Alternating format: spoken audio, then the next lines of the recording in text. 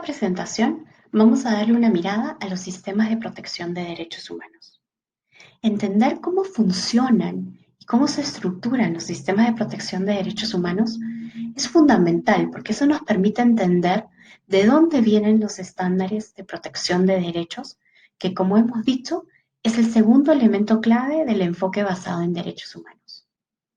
No se trata de conocer a detalle lo que es un sistema de protección. Se trata de entender cómo es que funciona, cómo se estructura, cuáles son sus mecanismos, para poder entender cómo podemos tener esos estándares como un marco de referencia de nuestra intervención.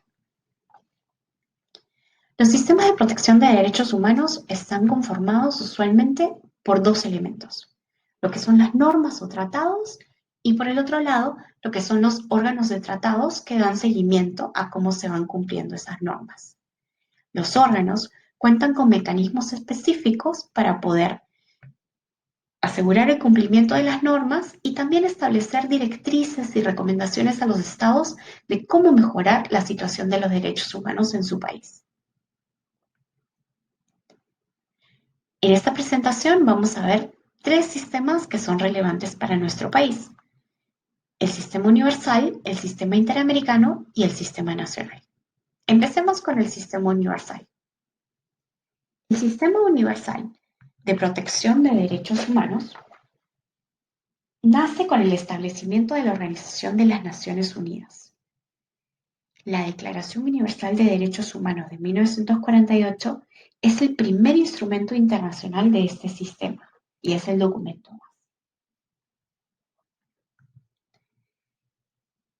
El sistema universal cuenta con el Consejo de Derechos Humanos, que es un órgano de la ONU formado por 47 expertos independientes elegidos por la Asamblea General de las Naciones Unidas. Su tarea es observar las situaciones de violaciones de derechos humanos y hacer recomendaciones al respecto.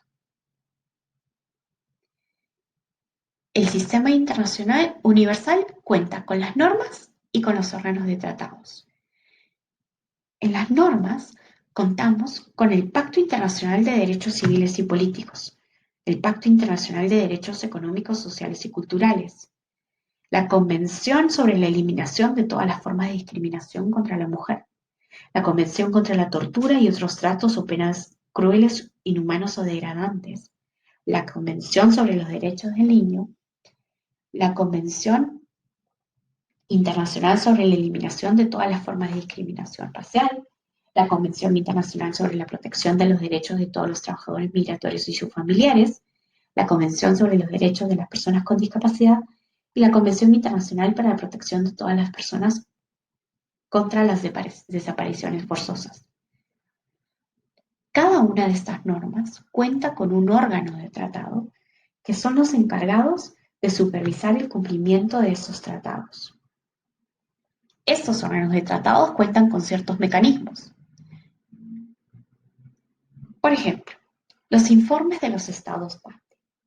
El Estado, al ratificar o adherirse a un determinado tratado, contrae, además de la obligación de cumplir sus disposiciones, la obligación de presentar al comité supervisor, al órgano supervisor, informes periódicos sobre la manera en que se ponen en práctica los derechos.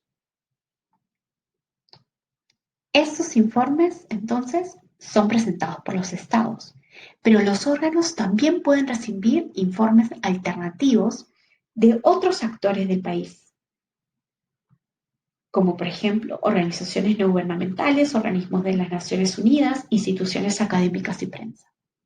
Tras revisar estos informes, los órganos de los tratados emiten lo que se llaman las observaciones finales.